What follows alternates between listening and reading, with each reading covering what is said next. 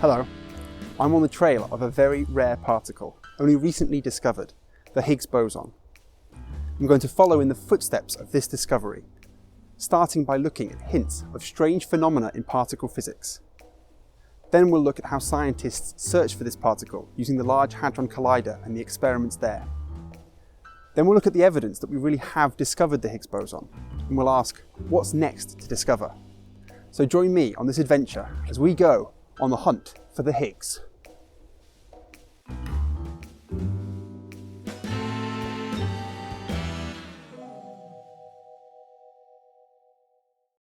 We'll start with a bizarre phenomenon called neutrino oscillation.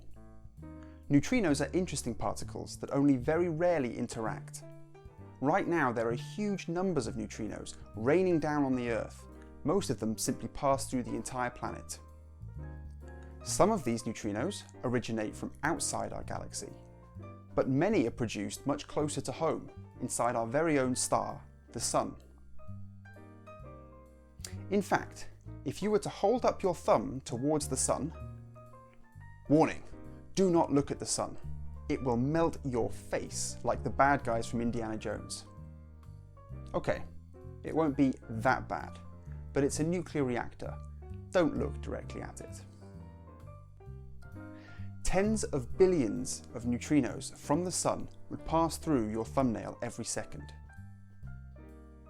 These neutrinos are made in different processes, but since they all involve electrons interacting via the nuclear weak force, they all produce a type of neutrino called an electron neutrino. A funny thing happened when physicists went looking for these electron neutrinos in something called the homestake experiment. They found only about a third of the number of neutrinos they were expecting.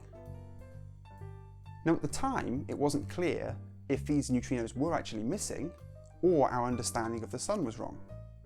But later experiments confirmed that these electron neutrinos were disappearing, and also found that some other types of neutrinos, muon and tau neutrinos, were seemingly appearing out of nowhere. In fact, the number of muon and tau neutrinos that were appearing was almost exactly the same number of electron neutrinos that were expected but missing. This strange phenomenon is called neutrino oscillation, and to understand it, we'll need to use some maths. I'm going to show this because for some people it will be helpful. If that's not you, that's okay, but let's make a deal. If you don't panic, I'll make sure to explain everything you need to know. We'll start by defining a term, eigenstate. Now I'm not an expert in German, but I believe the word eigen means own, as in belonging to or unique to. It will come up so often, I'll try to keep track of how many times I keep saying it. By state, we mean a quantum state that describes the system. This is often also called a wave function, so you might have heard of that. We'll write our state using the symbol psi. No, not that kind of psi. That kind of psi. We can change the state using some operator. We're particularly interested in an operator called the Hamiltonian, which encodes the energy of the system. If our state is in an eigenstate of the Hamiltonian, it won't change. Instead, we'll get the same state multiplied by the energy, E.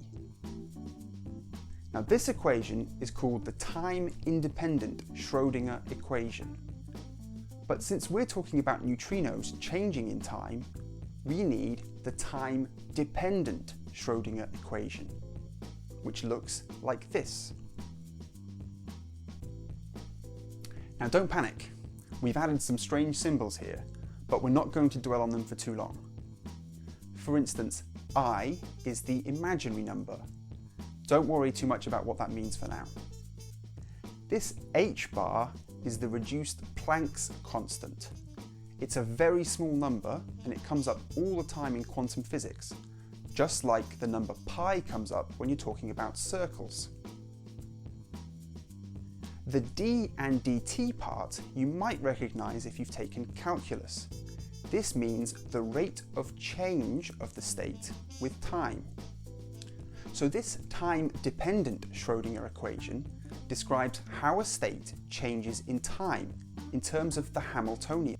Now, if we're talking about an eigenstate, we can solve the Schrödinger equation to find this, which tells us what the state will be at a time t if we started at time t equals 0. The state itself doesn't change, but we do have to multiply by this strange expression, which is called the phase. This looks complicated, but there's a mental picture that you can use to understand it. The phase is a complex number. That means it has a real and an imaginary part. Now, if you plot it on a graph, it looks like this. Now, I think this looks a little bit like a ticking clock, and the speed at which this clock ticks depends on the energy.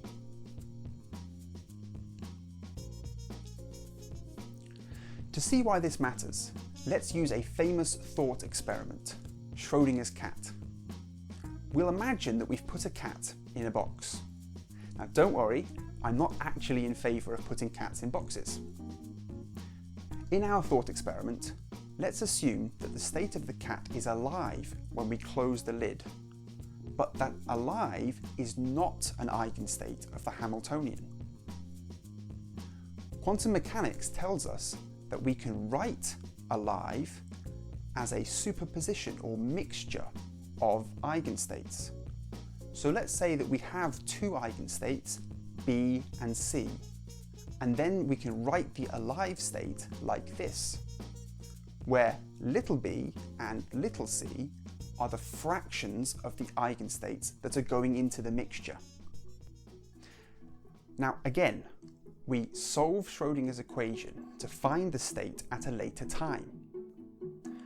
Energy eigenstates don't change, but they each get a phase term, that ticking clock, which depends on the energy of those states. We want to know what's the probability that the cat is alive at a later time, and this is the answer. Now, if alive were an eigenstate of the Hamiltonian, this probability would be constant and it would be 1. This is what we mean by eigenstates of the Hamiltonian don't change with time. We also call them stationary states.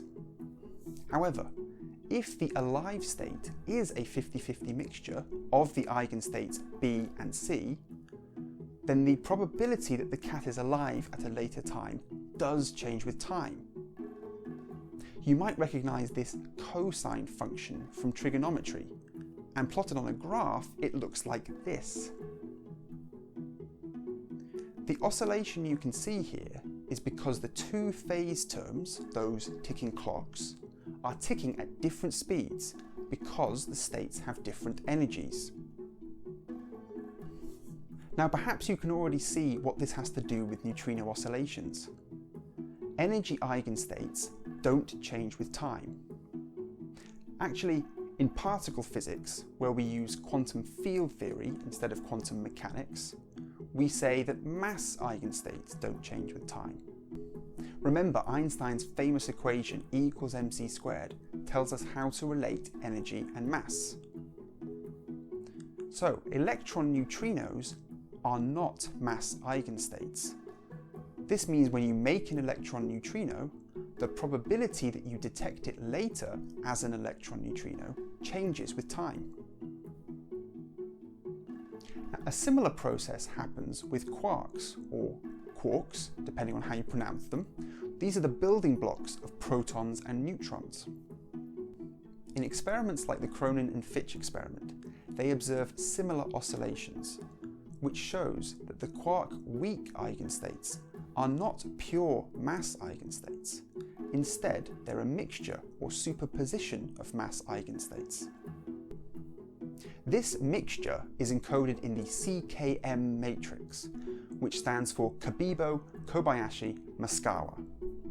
And for the neutrinos, there's a similar matrix describing the mixing called the PMNS matrix, which stands for Pontecorvo Maki Nakagawa Sakata.